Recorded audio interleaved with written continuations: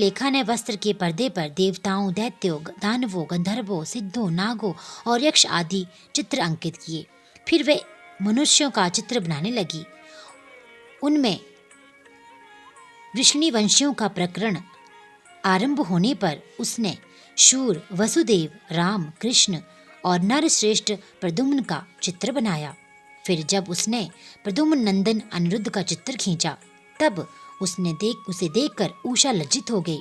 उसका मुख अवनत हो गया और हृदय हर्ष से परिपूर्ण हो गया। उषा ने कहा, सखी, रात में जो मेरे पास आया था और जिसने शीघ्र ही मेरे चित्ररूपी रत्न को चुरा लिया है, वह चोर पुरुष यही है। तदनंतर उषा के अनुरोध करने पर चित्रलेखा ज्येष्ठ कृष्ण चतुर्दशी को तीसरे पहर द्वारकापुरी पहुंचकर क्षण मात्र में ही पलंग पर बैठे हुए अनिरुद्ध को महल में से उठा लाई। वह दिव्य योगिनी थी। उषा अपने प्रीतम को पाकर प्रसन्न हो गई। इधर अंतपुर में द्वार की रक्षा करने वाले बेतधारी पहरेदारों ने चेष्टाओं से तथा अनुमान से इस बात को लक्ष्य कर लिया। उन्होंने एक दिव्य शरीरधारी, दर्शनीय, साहसी तथा समरप्रिय नवयुवक को कन्या के साथ दुशीलता का आचरण करते हुए देख भी लिया। उसे देखकर कन्या के अंतपुर की रक्षा करने वाले उन महाबली पुरुषों ने बलिपुत्र बाणासुर के पास जाकर सारी बातें निवेदन करते हुए कहा। द्वारपाल बोले, देव, पता नहीं आपके अंतपुर में बलपूर्वक प्रवेश करके कौन पुरुष छिपा है। वे इंद्र तो नहीं है जो वेश बदलकर आपकी कन्या का उपयोग कर रहा है। महाबाहु दानवराज, उसे यहाँ देखिए और जैसा उचित समझिए वैसा कीजिए। इसमें हम लोगों का कोई दोष नहीं है। सनत कुमार जी कहते हैं, मुनि श्रेष्ठ, द्वारपालों का ये वचन तथा कन्या के दूषित होने का कथन सुनकर महाबली दानवराज बाण आश्चर्यचकित हो गया। तदनंतर वह कुपित होकर अंतपुर में जा पहुंचा। वहां उसने प्रथम अवस्था में वर्तमान दिव्य शरीरधारी अनिरुद्ध को देखा। उसे महान आश्चर्य हुआ। फिर उसने उसका बल देखने के लिए 10,000 सैनिकों को भेजकर आज्ञा दी कि इसे मार डालो। सेना ने अनिरुद्ध पर आक्रमण किया। तब अनिरुद्ध ने बात ही बात में 10,000 सैनिकों को काल के हवाले कर दिया। फिर तो असंख्य सेना पर सेना आने लगी और अनिरुद्ध उन्हें काल का ग्रास बनाने लगा। तदनंतर उन्होंने बाणासुर का वध करने के लिए एक शक्ति हाथ में ले ली जो कालाग्नि के समान भयंकर थी। फिर उसी से रथ की बैठक में बैठे हुए बाणासुर पर प्रहार किया। उसकी गहरी चोट खाकर वीरवर बाण उसी क्षण घोड़ों सहित वही अंतर्ध्यान हो गया। फिर महाबली बलिपुत्र बाणासुर ने, जो महान बल संपन्न तथा शिवभक्त था, छल पूर्वक नागपाश से अनिरुद्ध को बांध लिया। इस प्रकार उन्हें बांधकर और पिंजरे में कैद करके वह युद्ध से उपराम हो गया। तत्पश्चात बाण कुपित होकर महाबली सूतपुत्र से बोला। बाणासुर ने कहा, सूतपुत्र, घास फूस से ढके हुए अगाध कुएं में ढकेल कर इस पापी को मार डाल। अधिक क्या कहूँ, इसे सर्वथा मार ही डालना चाहिए। सनत कुमार जी कहते हैं, मुने, उसकी ये बात सुनकर उत्तम मंत्रियों में श्रेष्ठ धर्म बुद्धि निशाचर कुंभांड ने बाणासुर से कहा। कुंभांड बोला, देव, थोड़ा विचार तो कीजिए। मेरी समझ में तो ये कर्म करना उचित नहीं प्रतीत होता, क्योंकि इसके मारे जाने पर अपना आत्मा ही आहत हो जाएगा। पराक्रम में तो ये विष्णु के समान दिख रहा है। जान पड़ता है आप पर कुपित होकर चंद्रचूड़ ने अपने उत्तम तेज से इसे बढ़ा दिया है। साहस में ये शशि मौली की समानता कर रहा है, क्योंकि इस अवस्था को पहुंच जाने पर भी ये पुरुषार्थ पर ही डटा हुआ है। ये ऐसा बली है, यद्यपि नाग इसे बलपूर्वक डस रहे हैं, तथापि ये हम लोगों को तृणवत ही समझ रहा है। सनत कुमार जी कहते हैं, व्यास जी, दानव कुंभांड राजनीति के ज्ञाताओं में श्रेष्ठ था। वे बाण से ऐसा कहकर फिर अनिरुद्ध से कहने लगा। कुंभांड ने कहा, नराधम, अब तू वीरवर दैत्यराज की स्तुति कर और दीन बाणी में मैं हार गया यूं बारंबार कहकर उन्हें हाथ जोड़कर नमस्कार कर। ऐसा करने पर ही तू मुक्त हो सकता है, अन्यथा तुझे बंधन आदि का कष्ट भोगना पड़ेगा। उसकी बात सुनकर अनिरुद्ध उत्तर देते हुए बोले। अनिरुद्ध ने कहा, दुराचारी निशाचर, तुझे क्षत्रिय धर्म का ज्ञान नहीं है। अरे, शूरवीर के लिए दीनता दिखाना और युद्ध से मुख मोड़कर भागना मरण से भी अधिक बढ़कर कष्टदायक होता है। मेरे विचार से तो विरुद्ध आचरण कांटे की तरह चुभने वाला होता है। वीर माने क्षत्रियों के लिए रणभूमि में सदा सम्मुख लड़ते हुए मरना ही श्रेयस्कर है। भूमि पर पड़कर हाथ जोड़ते हुए दीन की तरह मरना कदापि नहीं है। सनत कुमार जी कहते हैं, मुने, इस प्रकार अनिरुद्ध ने बहुत सी वीरता की बातें कही, जिन्हें सुनकर बाणासुर को महान विस्मय हुआ और उसे क्रोध भी आया। उसी समय समस्त वीरों के, अनिरुद्ध के और मंत्री कुंभांड के सुनते सुनते बाणासुर के आश्वासनार्थ आकाशवाणी हुई। आकाशवाणी ने कहा, महाबली बाण, तुम बलि के पुत्र हो, अतः थोड़ा विचार तो करो। परम बुद्धिमान शिव भक्त, तुम्हारे लिए क्रोध करना उचित नहीं है। शिव समस्त प्राणियों के ईश्वर, कर्मों के साक्षी और परमेश्वर हैं। ये सारा चराचर जगत उन्हीं के अधीन है।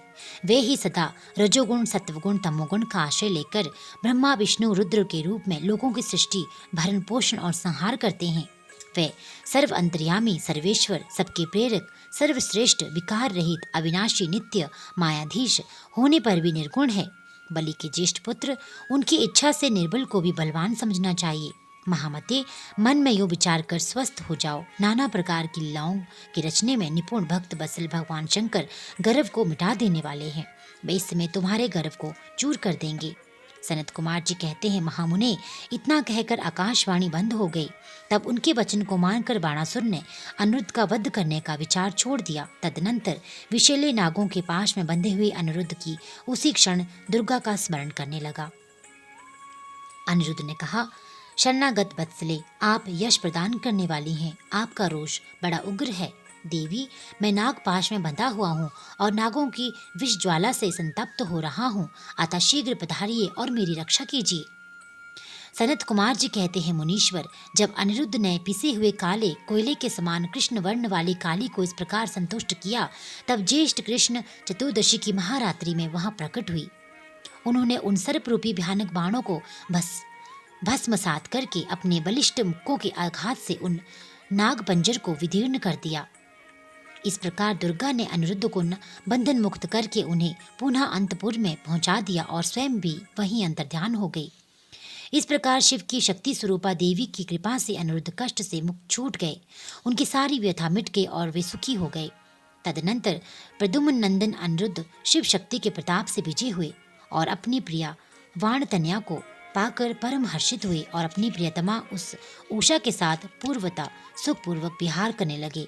इधर पौत्र अनिरुद्ध के अदृश्य हो जाने तथा नारद जी के मुख से उसके बाणासुर के द्वारा नागपाश में बंधे जाने का समाचार सुनकर 12 अक्षोहिणी सेना के साथ प्रद्युम्न आदि वीरों को साथ लेकर भगवान कृष्ण ने शोणितपुर पर चढ़ाई कर दी। उधर भगवान श्री रुद्र भी अपने भक्त के पक्ष में सज धज कर आ डटे।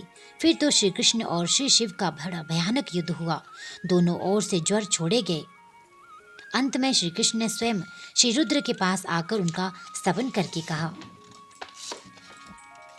सर्वव्यापी शंकर, आप गुणों से निर्लिप्त होकर भी गुणों से ही गुणों को प्रकाशित करते हैं। गिरिशाई भूमन, आप स्वप्रकाश हैं। जिनकी बुद्धि आपकी माया से मोहित हो गई है, वे स्त्री, पुत्र, गृह आदि विषयों में आसक्त होकर दुख सागर में डूबते उतराते हैं। जो अजितेंद्रिय पुरुष प्रारब्धवश इस मनुष्य जन्म को पाकर भी आपके चरणों में प्रेम नहीं करता, वह शोचनीय तथा आत्मवंचक है। भगवान, आप गर्वहारी हैं। आपने ही तो इस गर्वीले बाण को शाप दिया था, अतः आपकी ही आज्ञा से मैं बाणासुर की भुजाओं का छेदन करने के लिए यहाँ आया हूँ। इसलिए महादेव, आप इस युद्ध से निवृत्त हो जाइए। प्रभु, मुझे बाण की भुजाओं को काटने के लिए आज्ञा प्रदान कीजिए, जिससे आपका शाप व्यर्थ ना हो। महेश्वर ने कहा, तात, आपने ठीक ही कहा है कि मैंने इस दैत्यराज को शाप दिया है और मेरी ही आज्ञा से आप बाणासुर की भुजाएं काटने के लिए यहाँ पधारे हैं।